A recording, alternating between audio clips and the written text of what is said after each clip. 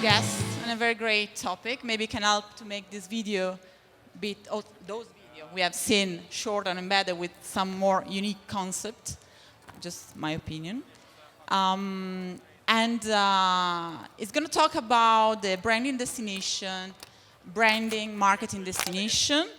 Let's welcome on stage from Future Brand, the creative company, branding company, Christopher Nurko. Thank you for coming. Hello. Buongiorno. So Christopher, I'll let you the word for your great presentation. Then we will have a lot of questions. Grazie. Thank you. So good morning, buongiorno. Perché siamo qui? Why are we here? If you're here from a brand and marketing destination organization, you're here to sharpen your effectiveness in your marketing. If you're a consumer who's a visitor, that is the last question you want to be able to ask. Why are we here?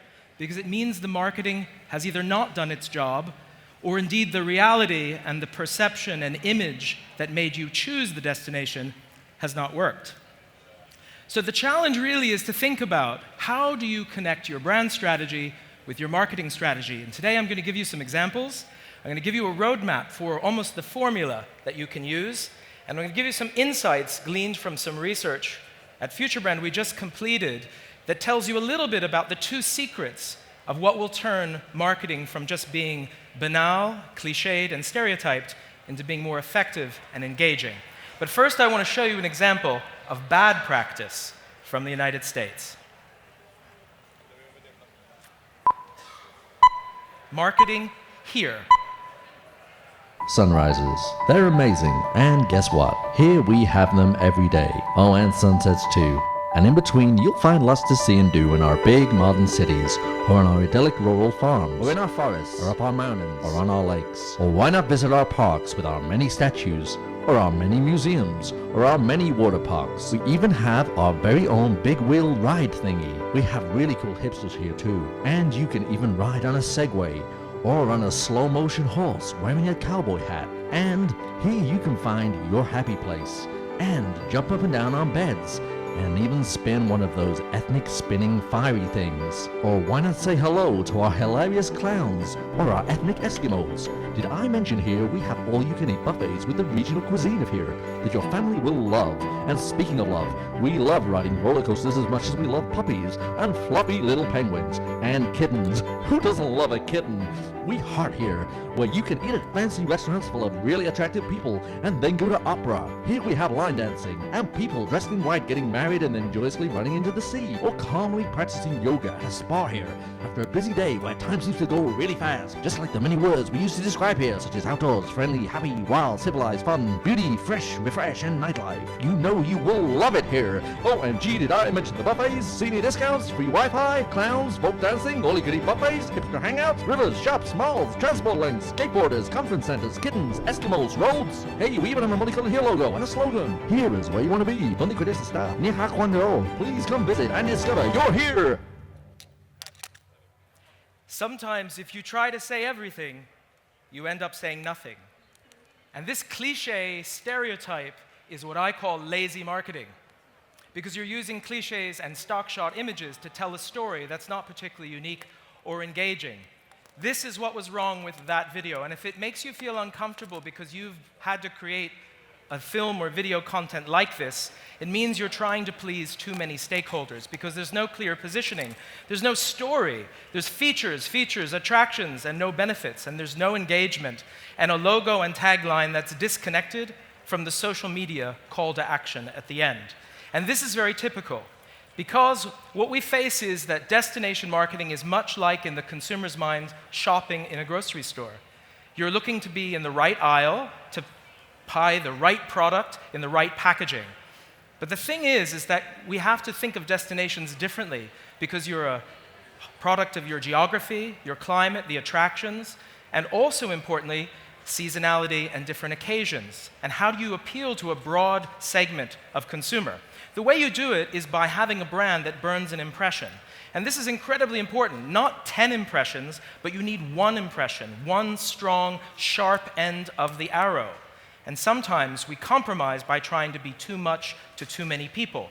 Burning an impression on people's mind is the essence of brand marketing, as Steve Jobs said. And marketing is all about entering the memory bank, short-term, near-term, and long-term. If you don't have a strategy for memories, then you don't have a brand strategy for a destination, because only in destination marketing are you choosing today a product or service experience that will happen in the future. And as you all know, booking a family holiday is a high-risk, highly emotional purchase. So, we have to think distinction, differentiation, and desire. Think 3D. And what that really breaks down to is understanding how do you leverage associations that are distinctive with iconic imagery and storytelling.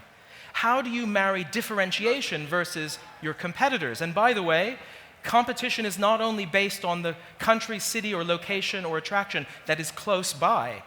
And I'm going to show you an example of sometimes it's a different approach to differentiation. And lastly, desirable. Do I want to go there? And if you're a millennial, do I want to take that proverbial selfie video and post that on Facebook and Instagram there? Very important. Because that is the secret to attracting more people to spend more money and spend more time and amplify that on social media. That is effective marketing. Now, I have to talk about stereotypes, because many times people believe stereotypes are the cliches that actually interact with communications and marketing. These are some global stereotypes of Italy, which you're not necessarily in charge of, but these permeate people's consciousness. I challenge destinations to think beyond the stereotype. And here's an example. This campaign, 4 years ago, very successful. Hello? This was for Dolce & Gabbana. Now here's what's very interesting. To an Italian audience, you would see this as being Sicilian or Calabrese. But internationally, this defined Italy. And by the way, made in Italy is very important because products and brands help destinations. They help communicate the associations. But destination marketing is more than this. And the key to it in marketing is telling a story that talks to archetypes. And I'm going to show you a story that I think is very relevant for Italy, which is the story of how you shift associations from stereotypes and historic legacy to more conventional, modern, and contemporary engagement. The role of destination branding from a marketing professional is to choose the right channels, content, and return on investment. Where do you put your emphasis to help people navigate? And by the way, online is now the primary shop window through the .com websites and social media platforms of how consumers choose your destination, product, service, or experience. Data is the new oil. Being able to analyze data and patterns and connect that to your stories, your products, and your services is how you reduce the look-to-book time, from looking and awareness to conversion. And what's really interesting is the marketing fuel is the degree to which you can engage in your prospective customers or visitors. And I'm going to show you an example of that. This is my money chart. This is the customer experience chain. If you want to understand how to be more effective in marketing, you have to map from inspiration to review all of the different elements and channels. And here's two secrets. The first one is filmed content is the most powerful conversion mechanism that you can invest in. Not just created by your organizations, but user-generated. The second thing is user-generated content is your marketing fuel. If you don't have a strategy for that to connect to the memories and engagement with consumers, then this chain and user experience will be almost invalid, because millennials today do not believe marketing hype from traditional branding and tourism organizations. They believe strangers on TripAdvisor and Google search far more than they do the traditional organizations. The role of channels is to determine how you influence the way people think and the way people feel about your destination, whether that's in the awareness of deciding where to go, whether it's the word of mouth and answering questions, and then booking, and obviously then sharing. And here's another insight. Most people believe social media is about sharing after you've been to a destination. Our research indicates no, it's the exact opposite. It helps influence before people choose. And therefore, it comes down to understanding this is the strategy. Have a strategy to create from vision, mission, down to implementation. Manage across identity, communications, and promotion, and then have a sustaining amplification strategy. Now, here's what's also interesting about this, is that if you take your marketing strategy assets and you take the communications channels, you still need a creative thread around the destination to tell the story. to look at content, data, and creativity through 3 lenses actually coming to one. The sweet spot at the central is the unique positioning of your destination, brand, product, or service. And by the way, brand marketing professionals such as yourselves have to add 2 new skills. You have to add the skill of data analysis and predictive patterns, and you have to add in thinking like a new product innovator or developer. And I'm going to show you how to do that. And at the center of all of user-generated content is understanding the currency of social media posts, understanding you have to be always on, 24/7, 365, being able to respond. You have to also think about storytelling and human storytelling. And lastly, but not least, you have to think experiential. And that's not just virtual reality and interactive film maps. You have to think about the experiences you help create with product partners and service partners.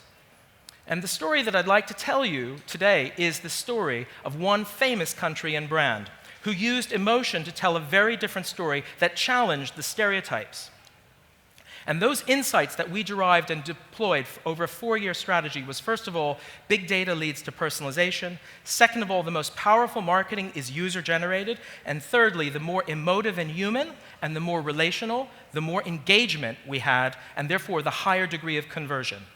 And that story was about shifting from what people had known to what we wanted people to do, which was become not just someone searching for a holiday, but becoming a visitor. And that is the story of Ireland, working with Tourism Ireland. Now, everyone in this room knows of Ireland. Everyone, the highest awareness. But there's one thing that was missing when we began working with them, which was the why of Ireland. Everyone's heard of Ireland, and of course you think of images, shamrocks, leprechauns, you might think of drinking Guinness. But why would you go there? And why would you go through various points of the year? Because the stereotypes of Ireland were very famous. Leprechauns, redheads, pubs, Guinness. But the archetypes were not there. The reason why people chose to go to Ireland, there were no famous attractions. There was no internal human motivation. So what we had to do was connect passions to the product experience. We had to understand who the real target was to draw to Ireland. And also we had to know how they looked for a holiday. So there's 2 ways to go about it. You can go top-down, vision, mission, strategy, down to implementation, or in this case, using the bottom-up grassroots, search, data prediction, analysis, segmentation, and then product development. And that's the story of Ireland. The way we did it was 4 years ago, we used a blank slate strategy to create CRM data, a campaign called Code of Charms, which was asking people to answer 8 questions that would reveal their passions and interests. And in exchange, you would create your own code of arms or code of charms, which you could broadcast on social media. What this effectively did, with over 500,000 people participating, was it gave us a segmentation strategy of passions and interests. It gave us a search history and predictive analysis strategy around what they would be most likely to be interested in. And very importantly, it geolocated that data. So Japan, Italy, the United States. Using all of that, we were able to recreate a new strategy and positioning that would answer the question of why would someone want to go to Ireland and what would it take to convert them. And this was the strategy. 3 archetypes: authentic and natural, spiritual and friendly, adventure and discovery. We then defined this into products and experiences and connectivity of content. The positioning was called joyful immersion. This is not a tagline, but it was to suggest, would any of you ever have thought of going to Ireland to go surfing in January? Probably not.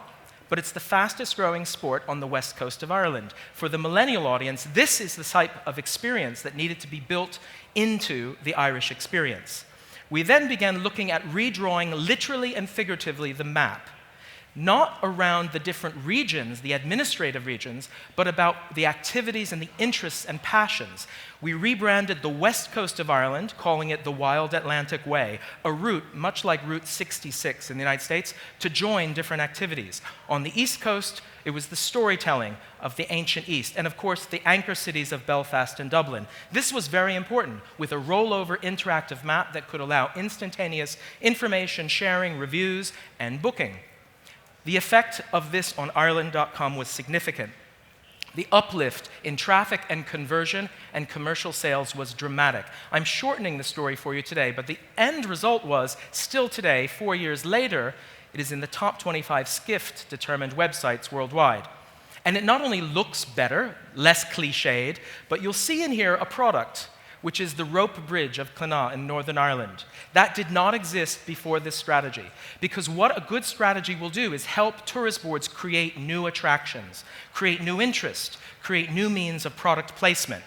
And we were very lucky that we also had a partnership with Screen Ireland to take advantage of 3 big assets: Star Wars, the Game of Thrones, and the Vikings series. Because guess what? That meant more people would see the product in action. What we had to build were the experiences behind this. And what this really was a Game of Thrones dividend. Because what it allowed us to do was to attract people for the Game of Thrones where it was filmed, but experience it firsthand for themselves. That changed the game in terms of briefing what a product and a service could be. And I want to show you the outcome of a tourist video, one of many, which was interactive, engaging, one of the most successful tourist promotions. And as you watch this, look at how the product and the experience from a user perspective is built into this.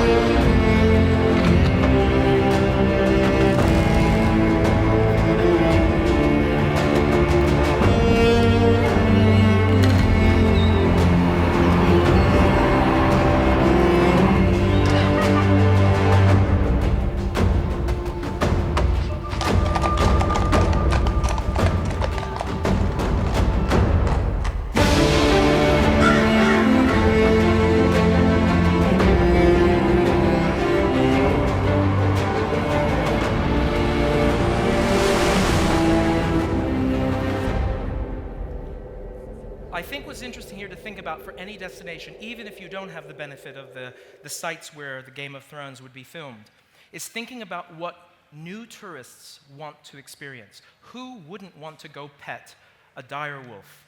Who wouldn't want to have the experience of archery and think of themselves as in the movie? And there's an insight. All of us, and particularly millennials, are stars in our own movies. You have to give them as destinations the sets for them to act out that projected fantasy. Whether that's an authentic experience of craft or food discovery, or indeed it's the ultimate photo that you want to post on Facebook or Instagram, or indeed that one-on-one experience that people have a sense of discovery. The challenge to move people off of iconic bucket list landmarks and get them to walk 2 or 3 blocks away from the traditional route seems so easy, but it's very difficult. But once you get that and you get people talking about it, the economic difference to the community and also the impact of creating amplification and desire is extraordinary. So let's just think and summarize now. What are a few things that can take away from this? First of all, a clear strategic positioning needs a long-term vision, not a seasonal campaign objective. You have to think for the long term. The second thing is you need to collaborate together. Multiple business partners, multiple thinking. In Ireland, it was bringing together all of the counties, regions, product suppliers, and commercial partners, and facilitating discussions around how everyone would win by working together and sharing data. It also requires destination marketing professionals to think like data analysis, but also as product developers. Because if you can't visualize it, and you can't think of what you might want to build, you will be reliant upon the standard age-old icons and landmarks that everyone knows and has seen, and once they've seen it, they never want to go back.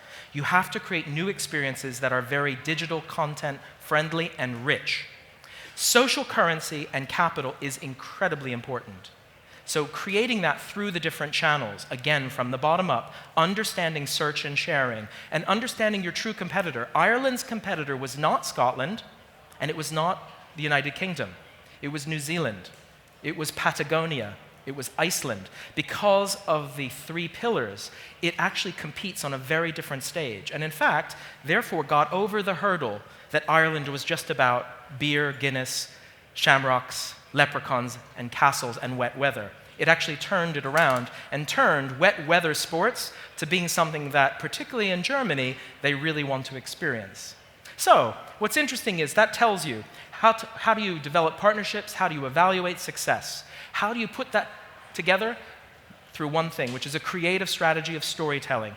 Think about the archetypes and the stories you want to tell, create visually dramatic and appealing imagery, ideally from users. Please avoid the cliches and stereotypes because that's lazy thinking. And think also about how you can then take your product to the sorts of people in the popular culture and entertainment industry who might be interested in featuring your destination, your landmark, your attraction, or your experience in one of their product stories. So there, in short, is a very quick summary, and I hope you've enjoyed it, and I'll be staying on stage to answer some questions. Grazie mille. So thank you very much, Christopher. It was amazing and enlightening. Now let's welcome on stage Emma Taveri, who defines herself as a social entrepreneur working in brand destination, especially for difficult destination. Hi, Emma. Good morning. Hi. I said, shake your hand. Thank you, Julia. Thank you. Christopher, this is your seat. Sorry? The guest seat, don't worry. Yep. Thank you.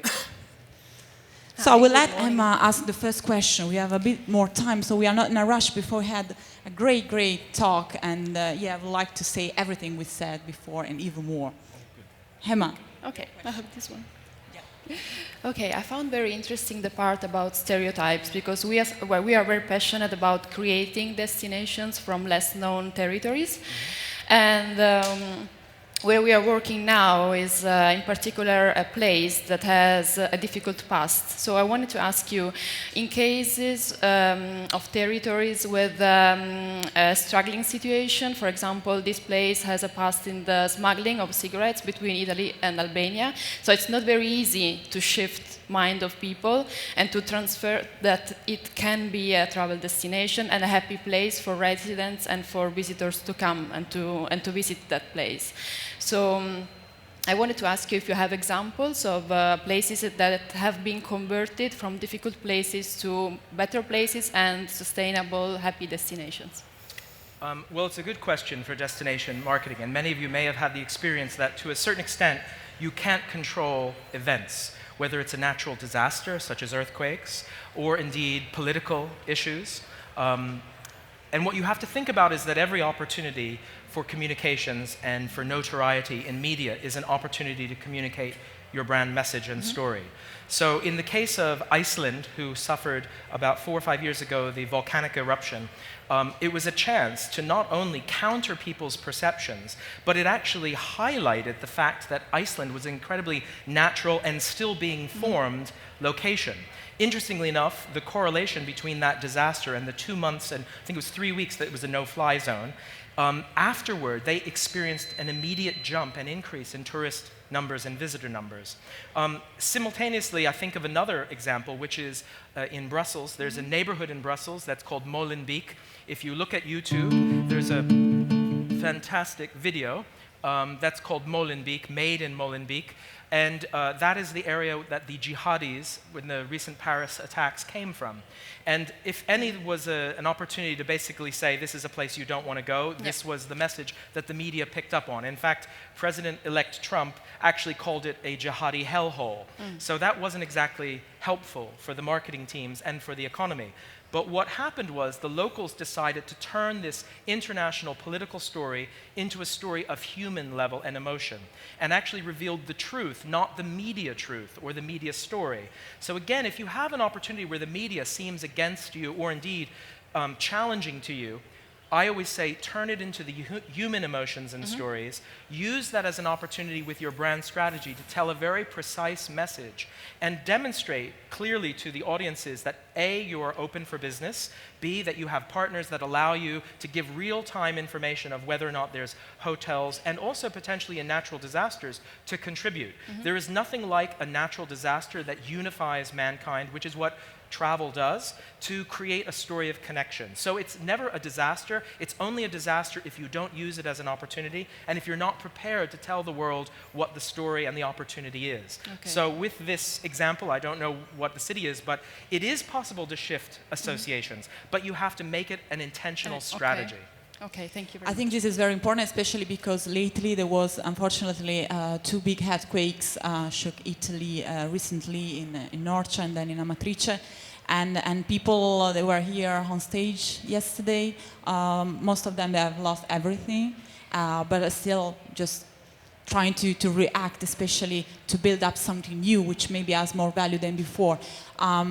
What do you suggest? We were talking with your collaborator before from Future Brand that fear sometimes can scare people. How can citizens can help in this process, for example, in the exit strategy during disaster, natural disaster like this one? Well, first of all, fear should never be a strategy that you have to think about, because if you let fears overcome your anxiety, you'll never be able to... Exactly. A great example is in Thailand after the tsunami in Phuket. They stopped their advertising and marketing on the traditional beautiful beaches, and they actually addressed the reality of the situation. That was the first thing. The second thing is using a PR strategy that involves opinion formers and advocates and also other organizations to invest and enlist help. That's another issue. And the other thing is there's always hope.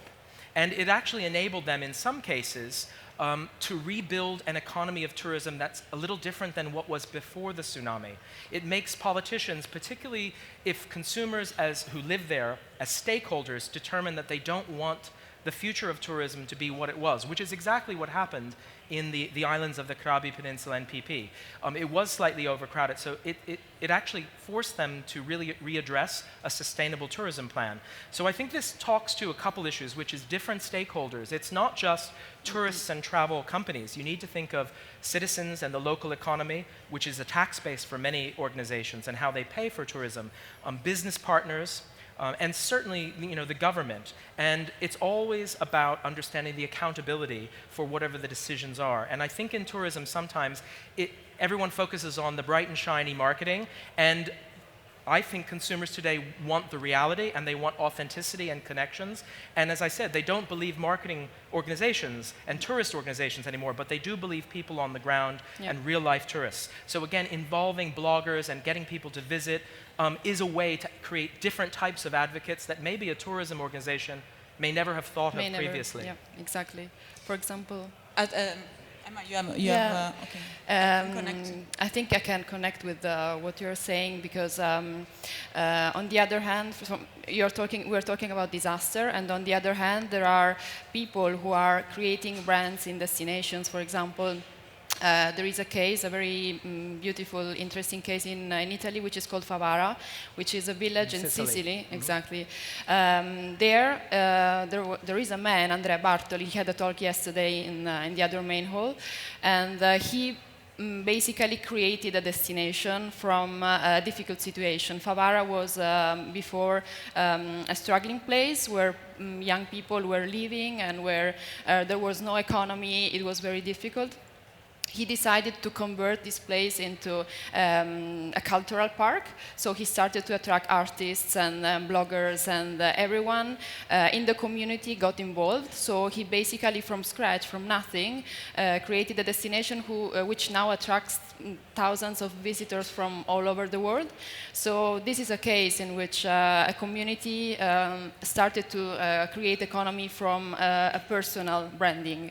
So I wanted to ask you, how can a personal brand collaborate with communities and companies and stakeholders like the public environment without over-commercializing something like this, which is very special now, but could be over-commercialized and turn into something that is not the real brand?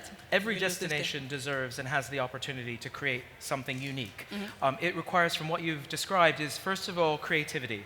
You need to see a different future, and you have to plan for a different future. You have to envisage what you want it to become. And I think that's the challenge, is that lazy thinking is, oh, we're only given this, we only have this to market, we need bigger budgets. Actually, that's one of the great things of the internet and social media, is that with user-generated content, combined with passion, combined with a vision, you can transform almost anything. I used to always say, give me the most boring museum in the world and I will make it the most interesting museum. Because if you're passionate about something and enough to collect things, which is what a museum is, you need other people to share that passion. And we connect as humans through sharing passion. And in this example, it's thinking of it on an economic level that creates jobs and opportunity. And I think a lot of times governments don't realize that it's not just the infrastructure, it's the software. And the software is how people think, write, and experience different attractions or multiple attractions and experiences, like we did with Ireland, creating the Wild Way, the Atlantic Way. You have to think differently. And in fact, resources sometimes become an obstacle. When you don't have the resources, you become more creative and adaptive. Exactly. And I certainly think with a country like Italy and the regions with the wealth of attractions and interests and experiences you could create, there's no end to what you might reconsider in terms of creating new products and experiences, which is why I say that DMO and travel destination marketers need to think like product developers and think differently and more creatively, and perhaps a little less dependent on the traditional means and marketing channels that they have in the past. Thank you. We have, Say. hello, hi Christopher. We have a lot of time, so I stress the audience to do questions. I have one. Let's say tomorrow imagine you become the DMO destination for the Italian Tourist Board. They pick you, and you have a budget. Which what would you say? Okay, how much? Right? What would you do for Italy? Well, I think easy question. Really easy question. Well, let me deconstruct it a different way. Whether it was Italy or another country, is you have to start with really understanding the historical legacy and where the state of the brand is today. So you're not being given an empty slate. And as I said, understanding the perceptions and the differences between stereotypes, archetypes, and demand. So there is an analysis there to kind of to state where we are. You then have to determine, almost deconstruct what the different product experiences and service experiences are and group them, perhaps in a different way than maybe it's being grouped at the moment. Sometimes asking the right questions will get you the different types of insights and answers. And I think this is a time in general in the world where the old traditional methods can actually be disrupted.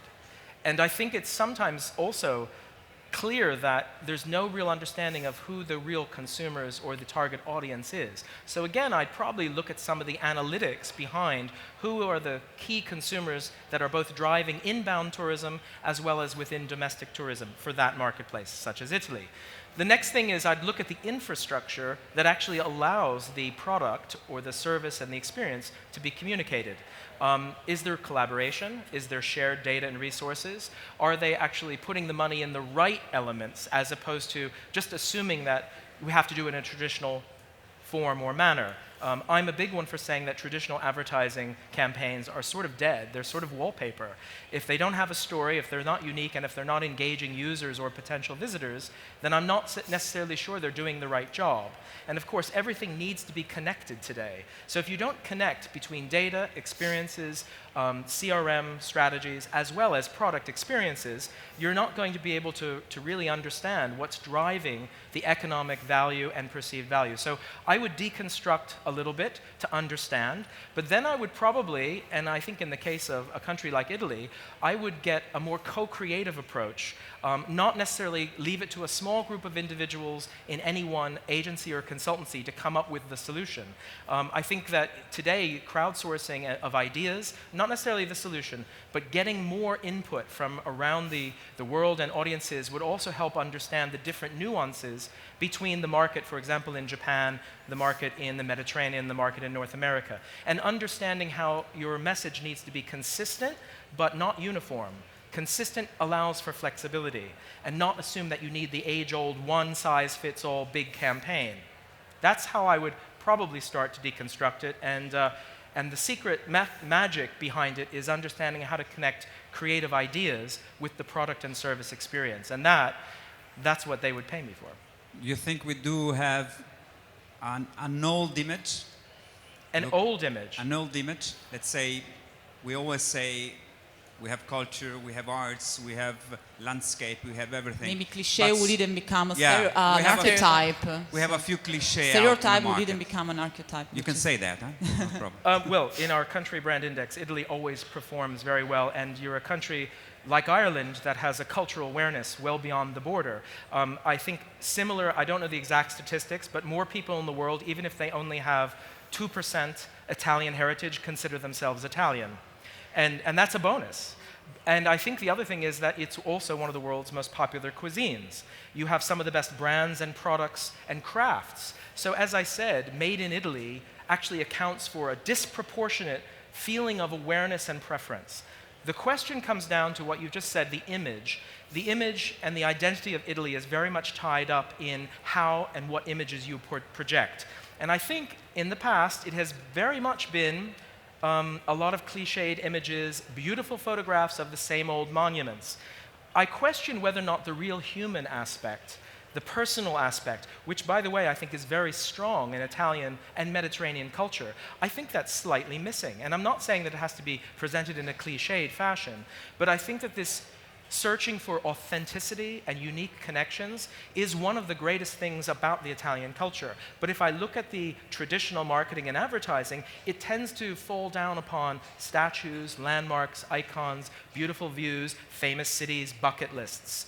And of course people will choose that. But the problem that you may find is that once people do that, they don't go back, or they don't walk 2 blocks away and have a different experience. Just here in Florence, a city that's obviously driven by tourists, I am sure that 80% of the tourists visit the same elements and the same places. So the challenge isn't to pander to those tourists, but to actually increase and extend more visitors, doing more variety of elements, spreading the love and the money, with experiences that obviously get translated into unique, personalized, and completely authentic.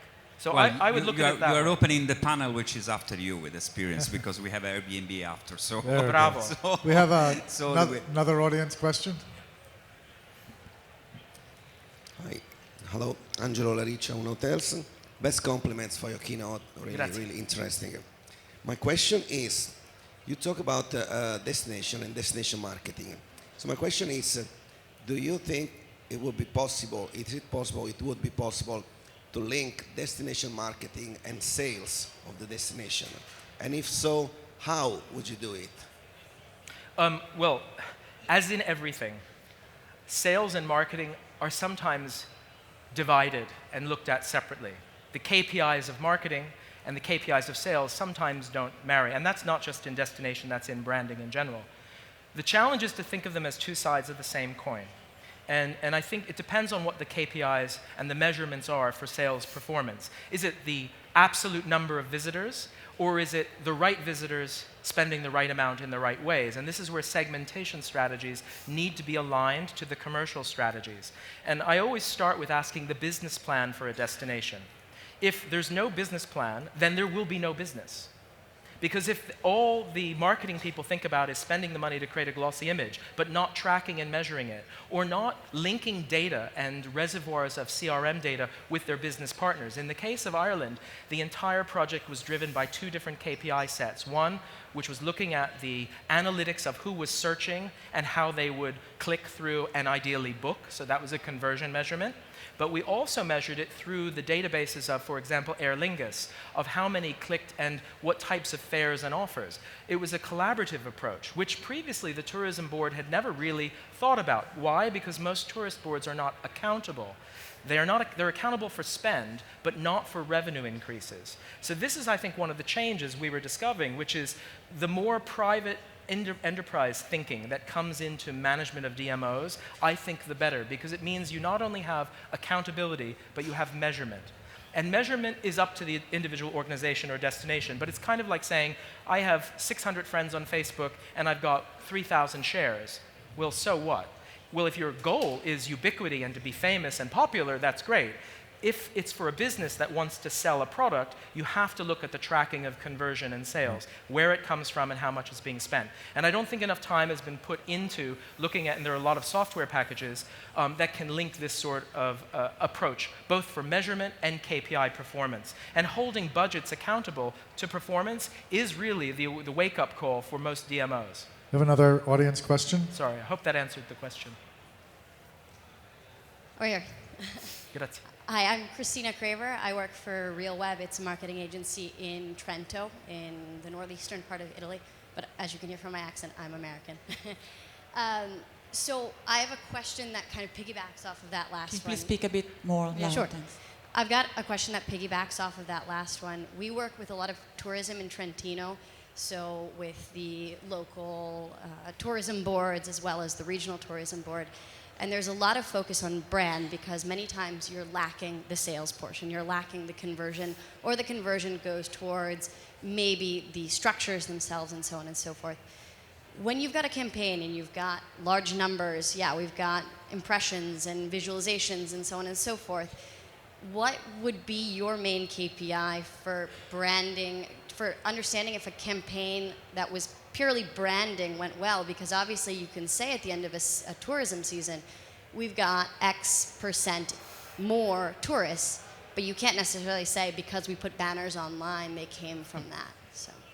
Well, the challenge to your question is really about understanding the difference between the strategic objective, which is awareness, visitation, likes and familiarity and preference, and of course channel effectiveness. And there are two different approaches. So I think the first thing is to not let channels necessarily drive the strategy. And with any destination, so Trentino or another, the first thing you have to say is what is our degree of awareness and how does that awareness translate into the type of visitor segmentation and visitation that we want. And a lot of time, I think a lot of brands don't really drill down into the segmentation to understand, as the question I just answered was, the commercial value of that segment. And a lot of time and money is wasted trying to be everything to everyone, and in doing so saying we have this great awareness and visitor numbers overall have gone up. But this is the challenge, which is great, except for the fact it might only influence a disproportionate and smaller percentage of those who actually choose that destination and spend money there. So I think there's a couple other models that people can think of, and I think one of them is starting from the ground up of which areas of economic value are most important to that region to bolster numbers. Is it the smaller independent hotels, smaller independent restaurants? Is it the off the main track, beaten track, famous locations? Because that's a different strategy than just, for example, promoting the main city or main attraction that people already know. I would use different metrics, different KPIs, and different channel techniques for different areas. And I think that's where you don't just assume that every channel works for a region as probably wide and diverse as Trentino. You can't measure every single region and every single attraction the same way. And I think that's one of the mistakes, is thinking a little bit more as a bespoke one-to-one approach using the data and then tracking on different KPIs through different channels. I hope that answers it just as an insight. We have another one. Si. Hi, my name is Ramona and I'm the manager of the DoubleTree by Hilton in Olbia. Ciao, Ramona. But my question is about brand destination. Imagine a beautiful place, beautiful destination with no brand at all. That right now looks like a puzzle of of a lot of beautiful features, but that are not communicated in a unique way. Now think about a private company just starting right now, trying to build this brand, manage, market this brand in a no proactive destination. Would you suggest to go on with it or not? I can. That's lead with a question I was just asking before. Can every destination become a brand? A brand can do marketing, branding marketing? Well, various destinations, there's a difference between all of a sudden when you start marketing doesn't mean automatically you have a brand. You might have awareness, but branding is much more, I think it's a combination of the perception and image, but it's also the perception of the reality. And the best definition of branding is what someone thinks about you before you walk in the room, how you interact with them in the room, and then what they say about you when you leave the room. And that's courtesy of Jeff Bezos at Amazon, who built a company that did not exist 20 years ago that is now one of the most successful companies worldwide. So first of all, you need to have a vision. You need to think about what is going to come and passionately believe you're going to build towards that. Second of all, you have to give proof points along that journey that substantiate and give evidence to the product, service, or experience that you're building. you then need to have advocates. You need to have people who believe in your destination and believe in what it will be. A movement only starts when you have followers, not when you say that there's a movement. So it's kind of like saying, if you want to do something, it's not just enough to say it. You actually have to build the infrastructure and you have to build the momentum with it. The most important thing is to understand that consumers today really can smell bullshit. They can really smell when something, and talk to any property developer, and you understand that just because they say they're building something doesn't mean they're going to build it. So I think in travel and tourism destination, you already have land and there's a location. The question is how you convert people who are business partners and advocates along the way first. Then you build stakeholders of whoever lives or works in that region and give evidence. And then make sure that the authenticity of your communication isn't just some dream, but rather some substantive proof and evidence that you're building it and putting in place. And if you look at how Singapore was created, how the Palm in Dubai was created from nothing, literally 30 years ago, I think there's hope that any destination, given what they have, can create a brand interest and eventually a brand loyalty we and have advocacy. one last audience question. Sure. Hi, I'm Leonardo, finishing studying in architecture and design. My question is about the video you showed about Ireland. I really appreciate it. And I want to question, because maybe in Italy we are a little, how can I say, divided in promotion. I mean, Italy is like a brand. The Made in Italy is a brand, no? Because of course means quality, how it's told about stereotypes, no? But I think the problems about us in Italy is which are too much divided in promotion. We promote Marche, we promote Südtirol, we promote Tuscany. So you think for our reality, we just have to think about a little company one by itself, or there is a way maybe for us to reunificating in promotion in tourism, not just region by region, but also company by company, but a truly promotion of territories. The story of your country is a story that was created at the end of the 19th century. Italy did not exist as a concept. It existed as a peninsula. And what you're talking to is really important, which is the idea to think differently and collaboratively and the big picture. To also think and not necessarily divide and think that it's an A or B or a black and white. And looking for new ways to creatively tell the story, not so much of Italy, but I would say on the Italian experience. Defining what the Italian experience is for those different segments, those specifically segments that actually have a greater and disproportionate monetary value to the economy, those that have a disproportionate sense of advocacy and social awareness, which is a very different, and of course the next generation of millennials and Gen Z who are thinking now or planning their trips next summer from around the world who want to come and have the experience. And thinking that not every single campaign or brand experience needs to be exactly the same. I always think consistency but not uniformity. Consistent experience, but with variety. And I think one of the challenges is to think you're studying it. Design, architecture, culture, arts, food, all of those, gastronomy, all of those things create brands for countries and destinations. And the more that you think of them as integrated as opposed to separate, the more successful I think it will lodge in the memories of not only those who want to come, but those who come and those who remember and want to come back. Thank you for your question. One last question, Yeah, Giulia? I will leave it just out of opinion. I think the best brand of Italy are, as you said, Italians all around the world. The style life, the life of style, the food, the smile, this excitement we have. But there is still a problem everywhere, in every country, in Italy as well. So many brands, they're actually showing the same, especially they become kind of lazy, as you said, so they have great monument and great food, and everybody's showing the same. I leave to Emma the last question, which is connected to this co-working together between region. Tomorrow there is an event called Ecosistemi Digitali. As I heard, it's the first time regions are collaborating together and sharing experience on some very important topics. So most of them are here. Emma, ask.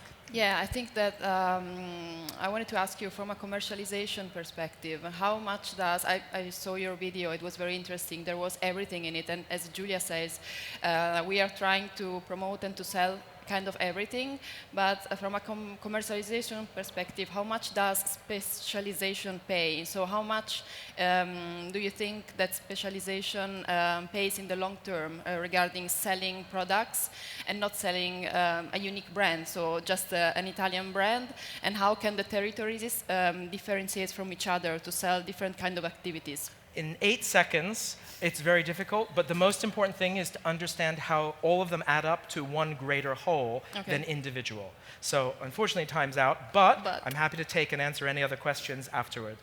Thank you, Christopher. Thank you, Giulia Ladies and gentlemen, Emma. Christopher Murco from Future Brand and Emma Taveri. Perfetto, grazie mille. Thank you a lot. Grazie mille, ciao. Ciao.